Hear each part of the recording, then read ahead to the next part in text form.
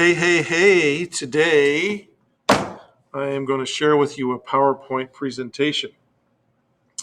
It is called Foods Lab Procedures, and it's the way we do things in the classroom on cooking days. Very important when we have 20, 30, 40 people in the room that everybody has an idea of what they're supposed to do and does it. And you can imagine if we don't, with that many people, if everybody just did whatever they felt was right at the time, it would be pretty much chaos. So we're going to take a look at some procedures here that are very important. All right, so Foods Lab Procedures 2021. Okay, next slide, please. Thank you. Hand washing.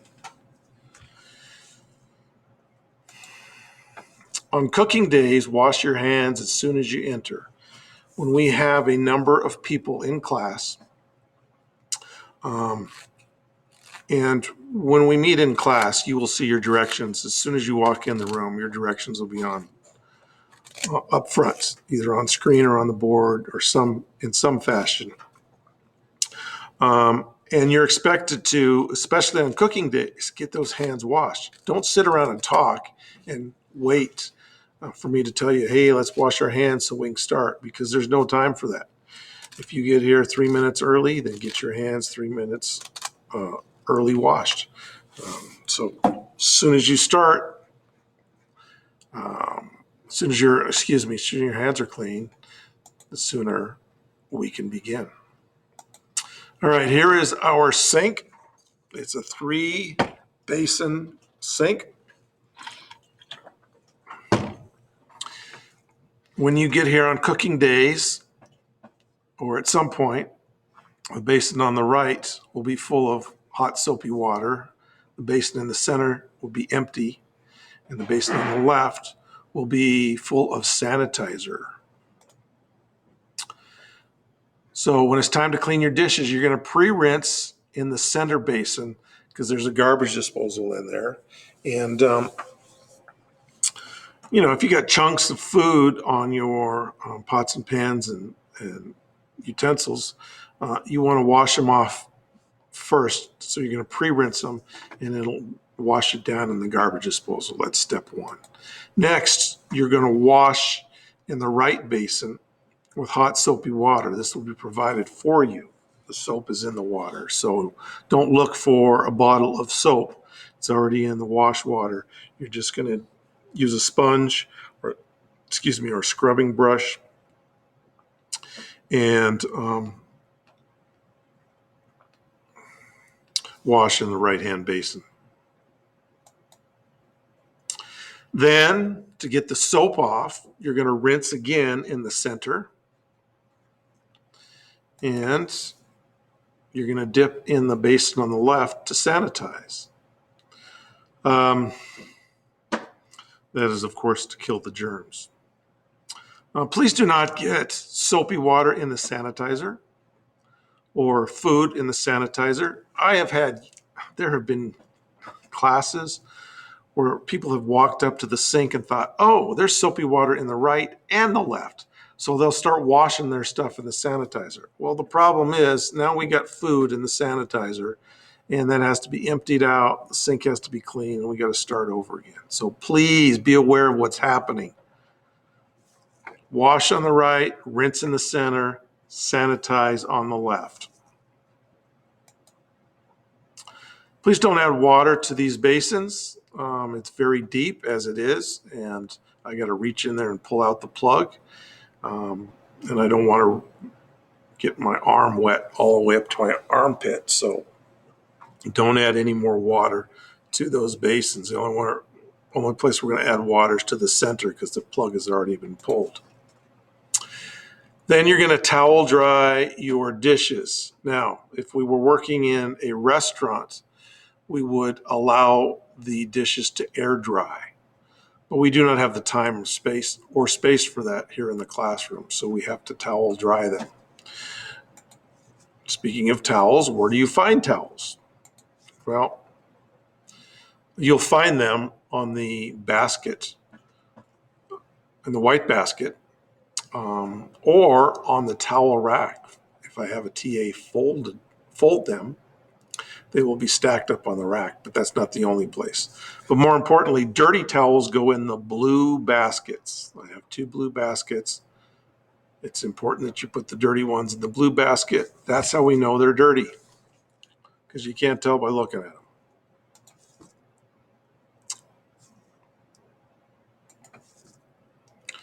The white basket is for clean towels only.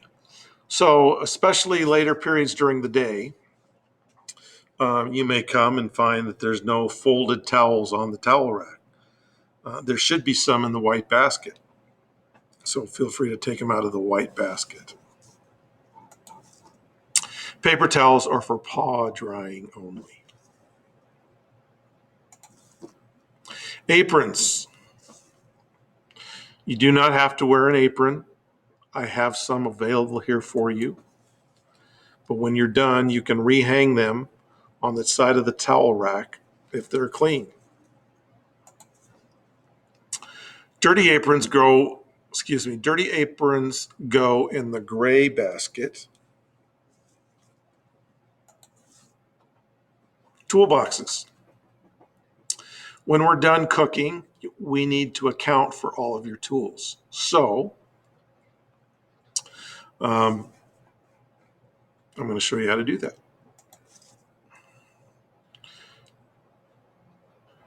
So you're going to check for missing tools against the tool mat on the table. Here we see a tool mat. Now this is obviously kitchen 1's tool mat. And they're the red kitchen. Notice how every outline has a tool in it. This one here is a little crookedy. But other than that, there's not an outline with a missing tool. If there's a missing tool, don't call me over. Find the tool. When I see that you have all the tools, that's when I sign you off. So this tool mat is for you to see as well as for me to see that you have everything that you need before we're done to get signed off. Okay, knives.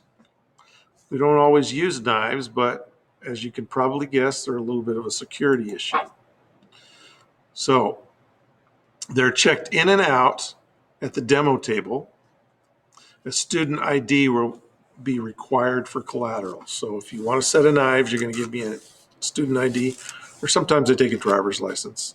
And at the end of the period, I'm going to expect the same number of knives in a block, and I'll give you back your ID. That's how we keep track of all the knives that they're in the proper spot.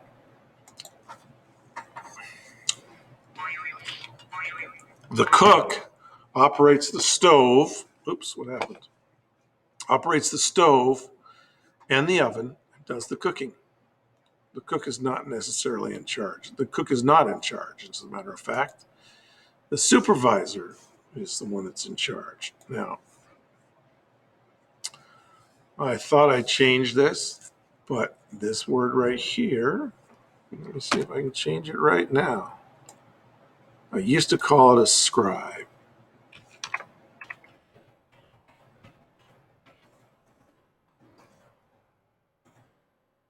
There we go. Sorry about that.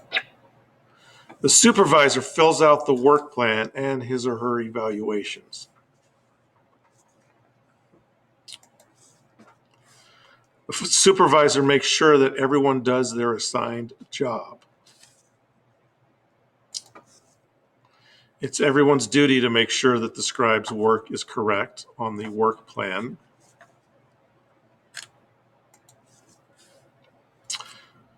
The forager acquires ingredients. Sometimes there are 2 foragers, and they get the stuff that we're going to be using to make food. Surface cleaner wipes the metal work table, the wall, the stovetop, the desktops, and they're the ones that get signed off.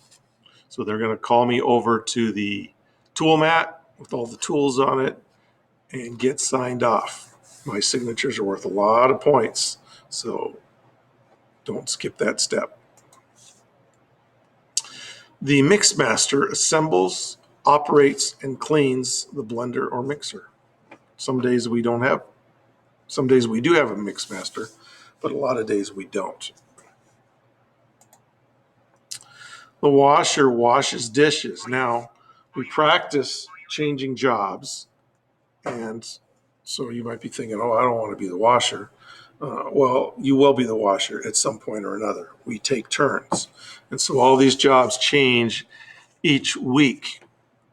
And I understand you don't want to be the washer. However, I'm trusting that you'll overcome that desire and do it anyway.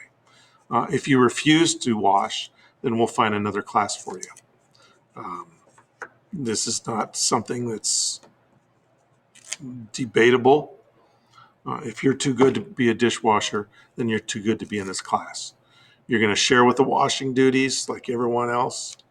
I've spent time working as a professional dishwasher, spending 8 hours a day washing dishes. And I think that you can spend 10 minutes washing one team's set of dishes when it's your turn. The jobs rotate. No one should have to do the dishes all the time, but when it's your turn, I expect you to do it.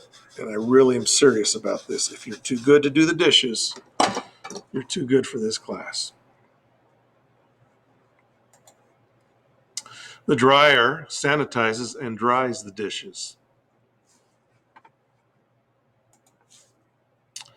Evaluation portion of work plan. Each student answers their evaluation questions on their own blank paper or evaluation sheet. If you're not knowing what a work plan is or evaluation sheet, I will have them available for you and it'll make a little bit more sense. This document that you're filling in the answers right now is a reference tool. So I don't expect you to memorize all this stuff.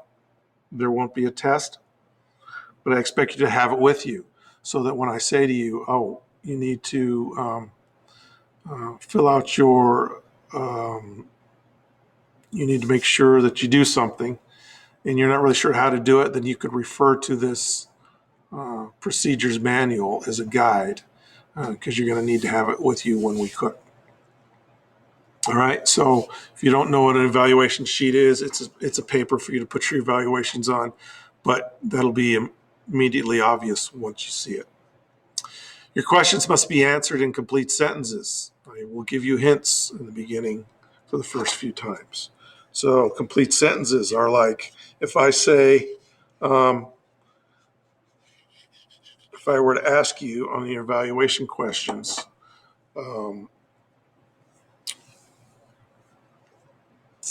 what tools did you use for making these cookies?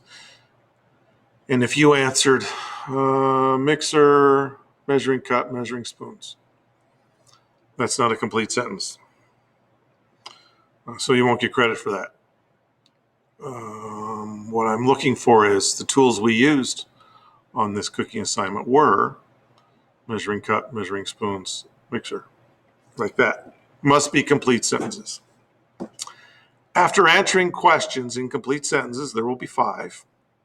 You're going to hand them to a teammate for peer editing. Peer edit will look at them, look over your answers, put marks on it, and then you must rewrite it. If it was perfect, you must rewrite it. Rarely ever does someone answer all 5 questions perfectly. And if you give it to one of your teammates who's just not sharp, who's not on the ball, and they're not as intelligent as you or as good as writing at you as you are, then find someone else to give it to. And if you've given it to the smartest person on your team and they say it's perfect, then rewrite it again anyway. There must be editing marks or no credit will be given. So there's going to be 5 questions written in complete sentences, and then you'll give it to your teammate, and they're going to put marks on it of things that need to be fixed, and then you're going to rewrite those 5 again. And if they were perfect the first time, then they should be perfect the second time. Sometimes students will say, none of my teammates are very good writers, Mr. McCarty. Would you look at my sentence and edit them uh, and find any mistakes so that I can write it with a better score? And I'm happy to do that. But it's not fair to say, oh, it was perfect the first time, I don't have to redo it. Because then guess what? Suddenly everybody claims it's perfect and then nobody's redoing it and it's not getting done properly. So it must be rewritten and there must be editing marks on the first draft or you will not get credit. One of these evaluation pages will be randomly chosen for grading. It might be yours, so double check your paper and others in the group. Their paper could affect your grade. So if there's 5 or 6 people in a team, each of you is going to answer your evaluation questions. There's 5 of them. You're going to give it to a teammate. They're going to check it and edit it. Then they're going to hand it back to you and you're going to rewrite it. One of those papers will be chosen randomly for grading. If you've done your part in helping out your teammates with their mistakes, it should not be a problem. But if someone handed you and said, would you check this please? And you're like, oh, okay, whatever. And you just circled a couple of letters for words that weren't capitalized and said, I don't really have time for this. Then, it serves you right if your grade goes down because you didn't really help your teammates out. So it's important that you help out your teammates. Once it's done, or if it's not done, don't let anyone take the paperwork home. I have places here for you to store your work. But since we're working as a team, if one person takes paperwork home, it messes things up for the rest of the team. Once it is done, everyone's evaluation is stapled together into a packet with the group's work plan on top. If you don't put the work plan on top, you lose points. Then, when your finished paperwork has been stapled into a packet, you turn into the green box. Once you have my signatures, those signatures are worth 50 points each, and there's 3 of them. So you definitely want to get those signatures. If you have unfinished work because you just ran out of time, you store it in temporary storage folder in each kitchen. So we have folders that look like this, that are color-coded to match your kitchen's color. And that's for temporary storage. Since you can't take it home, you need a place here to store it. And it goes in temporary storage. Don't for a second think that that's turning it in. I can't tell you how many times people said, oh, well, I thought I turned it in. Maybe they did think they turned it in, but more often is they just stick it in temporary storage and forget about it. And some people think, oh, I'm going to go through temporary storage and find it. But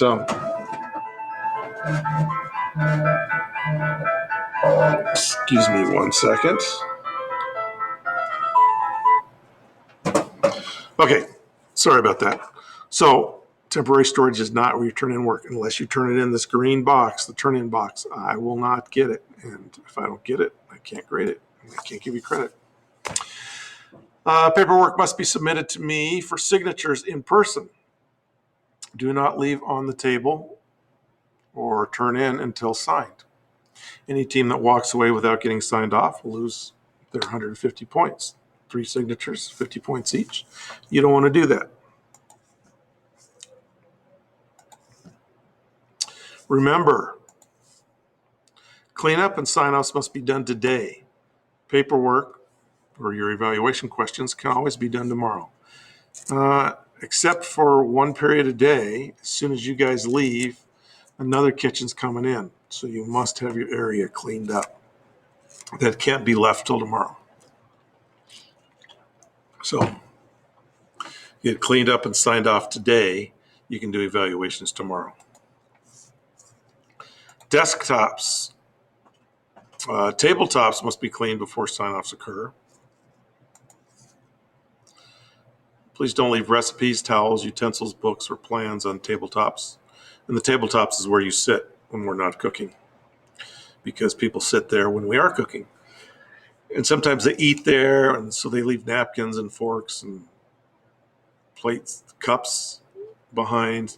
So don't do that because it'll cost you points. You need to have that area cleaned up as well. Stove grates. These things right here are called stove grates, and ours look like a cross between these two right here. They must be stacked next to the range in order to get signed off, even if we didn't use the range. I also need to see gas control knobs removed before sign off. These ranges are kind of nice. They're mostly nice, but they're funny in that if the control knobs are bumped, they can turn on pretty easily. And sometimes they'll turn on with a tick, tick, tick, tick, tick sound, but not always. Sometimes they won't get that far. That's just enough to turn on gas. So we want to prevent that from happening. So we remove the knobs so that when someone bumps into them, they're less likely to be turned on. And those must come off of your stove before you get signed off. Drinking mugs, they must be washed and sanitized, not only on cook days, but any time that they are used, or that privilege will be taken away. Especially when it's hot. We have these mugs and ice water I have here for you usually. People love the ice water here. I've had people tell me they think about it all day long, just getting that ice water. It's so cold, it's refreshing. But you need to wash and sanitize your mugs if you want that available. And if you just run off and leave your mugs behind, then there won't be any ice water available for you, or you won't have that privilege. All right, that is it.